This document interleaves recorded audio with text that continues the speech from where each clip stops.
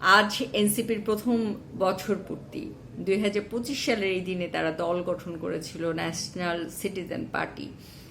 তো আমার মূল্যায়নটা আজকে আমি বলি, বরাবরই আমি আগেও বলেছি এই পার্টি থেকে আমি খুব বেশি কিছু প্রত্যাশা করিনি এবং আমার কাছে অনেকটা জাসদের আদলে এই পার্টিটাকে মনে হয় এবং তারা নানা ক্ষেত্রে এইটার একটা প্রমাণ রেখেছে। তারা জাসদ যেমন ওই সময়ে 74 সালের দিকে জাসদ যেমন সবসময় হুমকি ধামকি বিভিন্ন ধরনের আগ্রাসী মনোভাব পোষণ করতো, যে কোনো কিছুতে একটা যুদ্ধাংদেহী পরিস্থিতির মধ্যে তারা থাকতো, যুদ্ধ করতে চাইতো। এখনকার এনসিপির মধ্যে আমি সেটা ছায়া দেখতে পাই এবং এখনকার এনসিপিকে যদি বলতে চাই, মূল্যায়ন করতে চাই, আমার মূল্যায়নটা হয়তো আপনাদের ভালো লাগবে না, কিন্তু আজ থেকে কয়েক বছর পর মিলিয়ে নিতে পারেন। দেখেন, এই এনসিপি থেকে আমরা বড় জোর একজন দুজনকে পাবো, ইনু বা রবের মতো।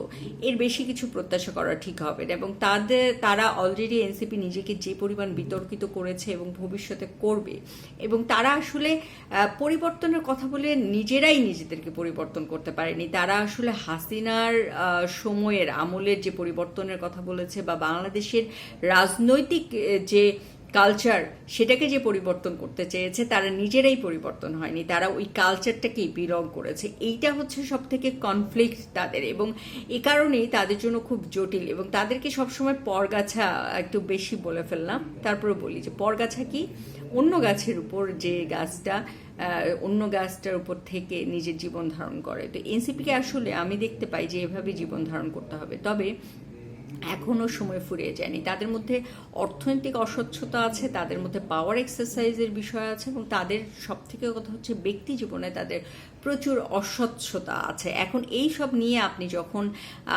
নীতি বাক্য দিবেন বা অন্য বর্ষিয়ান রাজনীতিবিদদেরকে বা অন্য দীর্ঘ মানে বৃহৎ বড় দলগুলোকে মানে দীর্ঘদিনের দলগুলোকে যখন আপনি কোনো বয়ান দিতে যাবেন, সেটা একটা কনফ্লিক্ট তৈরি করে। তো এখনও সময় শেষ হয়ে যায়নি। আমার মনে হয় যে এনসিপি নিজেদের ভালো মন্দগুলোকে শুধরে নিতে পারবে, শুধরে নিয়ে তাদের পক্ষে এগিয়ে যাওয়া সম্ভব। তবে একটা বিষয় হচ্ছে, তরুণরা যখন ম্যাচিউর হয়ে যায় তাদের ভুল ত্রুটি অনেকটা বুঝতে পারে এবং যেটা হয় যে মানুষ বয়সের সাথে সাথে কম্প্রোমাইজিং হয়, তরুণ নেতারাও হবে এবং তাদের মধ্যে তো অনেকগুলো চিহ্ন প্রকট।